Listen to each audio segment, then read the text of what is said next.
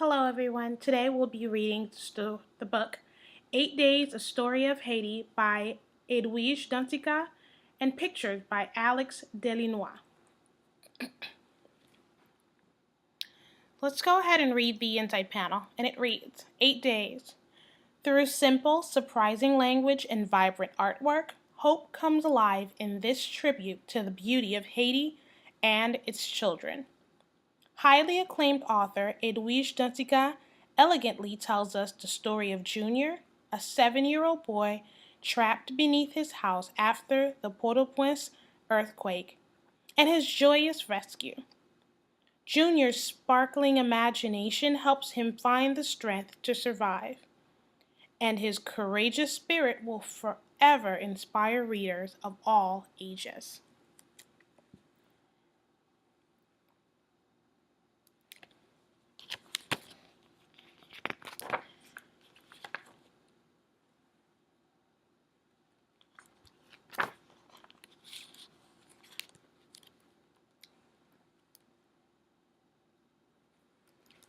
For the children of Haiti, from Edwige Dantica, to all living in Haiti, I hope the illustrations in this book reflect the beauty of Haitian life before the earthquake and what is possible for the future.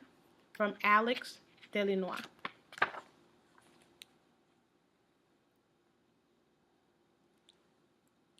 When I was pulled from under my house, 8 days after the earthquake, my family was there waiting. The following day, everyone asked me, "Were you afraid? Were you sad? Did you cry?" I was brave, I told them. But when the earth shook again and again, I was afraid. And sometimes I cried because I missed Mama and Papa and my little sister Justine.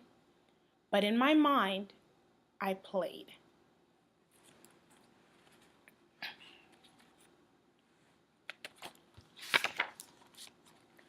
On the first day, I flew my kite, and my best friend Oscar, who was with me when my house fell, flew his kite too.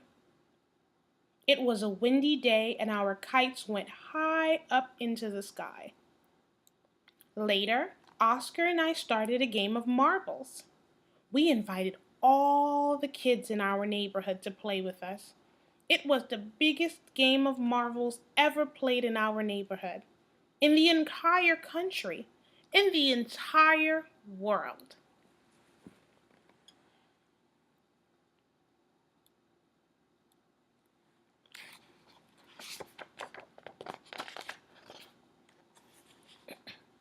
On the second day, Oscar and I played hide and seek. We hid in a dark, dusty corner of the house. And not only did Mama and Justine come looking for us, but Papa did too. When they came close to finding us, Oscar and I popped up and yelled, "À la rive!" Surprise!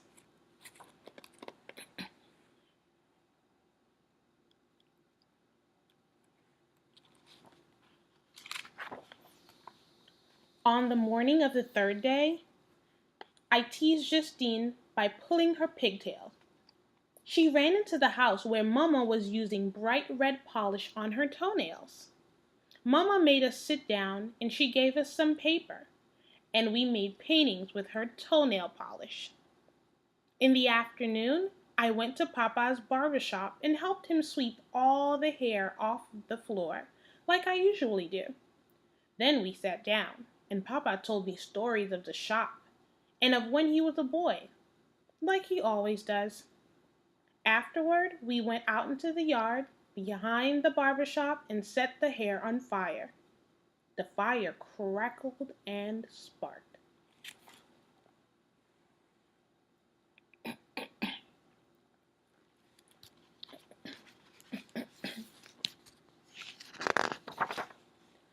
On the fourth day, Justine and I were at rehearsal for the Sainte Trinité Children's Choir, and I sang too loud.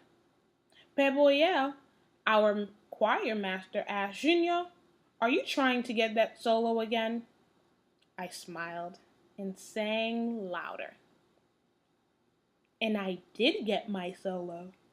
And it was the best solo ever sung in the church, in the entire country, in the entire world.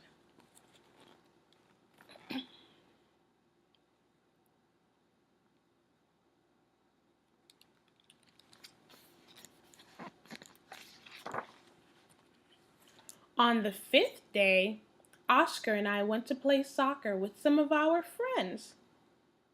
Afterward, we sat on a bench to rest. But then Oscar felt really tired and went to sleep. He never woke up.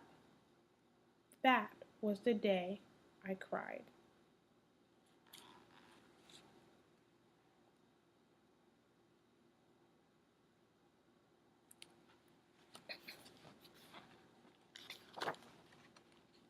On the sixth day, I went to the countryside with my sister, like we do every summer. A warm rain fell, and we went outside and jumped in all the puddles. We got soaking wet and muddy. We opened our mouths towards the sky and each caught a mouthful of rain.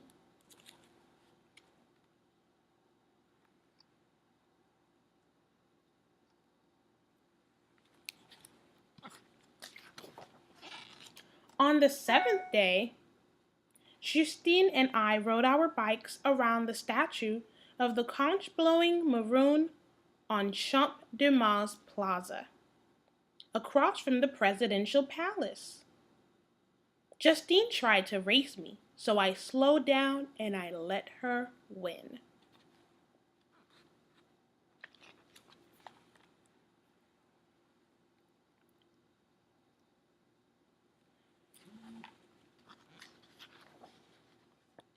When we came home, I ate the sweetest mango I've ever eaten.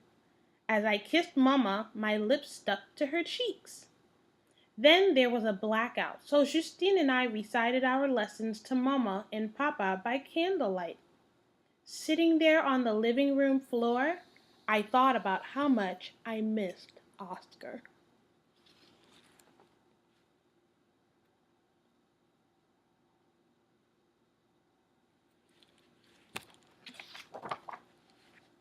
On the eighth day, when they finally found me, I was so happy because I could feel the hot sun on my skin and see the bright blue sky. I could see Mama and Papa and Justine too. I tell you, I hugged them so tight I thought I would never let go.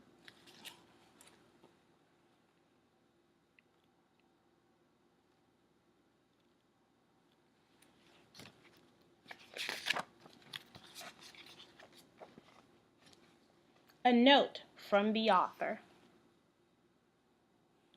And it reads, "They are everywhere, Haiti's precious and beautiful children. You see them on rooftops, where there are rooftops, flying kites.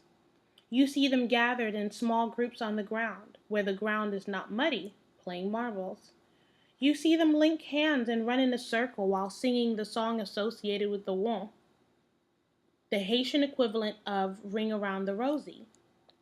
You see them fight for a turn at jumping rope.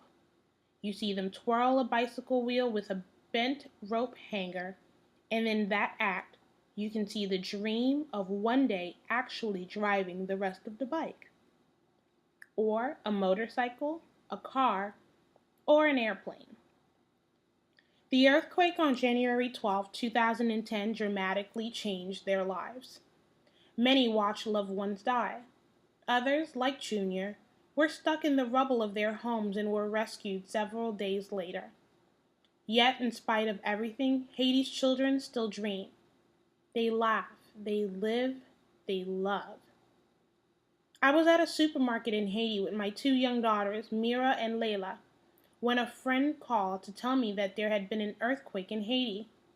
I immediately began to worry about my friends and family members who lived there. Nearly half of Haiti's population is under 15, so a lot of the people I was worried about were children. I was also thinking about children outside of Haiti who were fearful for loved ones. My 5-year-old Mira, for example, was very concerned about her paternal grandmother. Is Grandma Isa under a house? She kept asking my husband and me. Grandma Isa was thankfully okay, but Mira continued to worry about others who might be trapped under their houses. So I carefully told her about a few people, among them some children who had been miraculously rescued. And in that process, this story was born.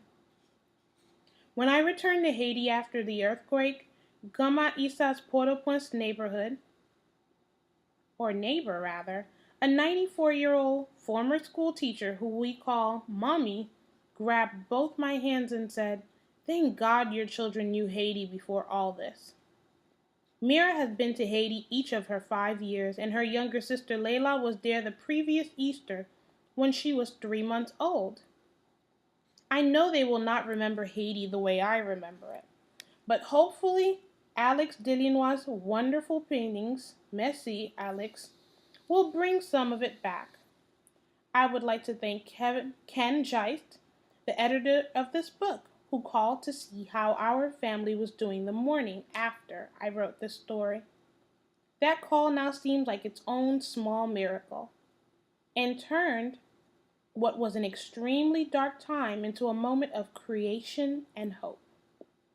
I would also like to thank my daughters who remind me every single day that when you look into the eyes of any child, you are looking at much more possibility than words can ever express. I hope you enjoyed this book. It is one of my favorites. The issue of 80 had touched me so much after the earthquake that I ran this campaign and created some really fun t-shirts, and the proceeds went towards helping people and giving back to an island that has poured so much into me. So I'll show you my t-shirt before we go. And I'm not sure if you can tell, but it says, "Don't wait till the next earthquake." And it reads, "Care for Haiti now." Well, it's been fun.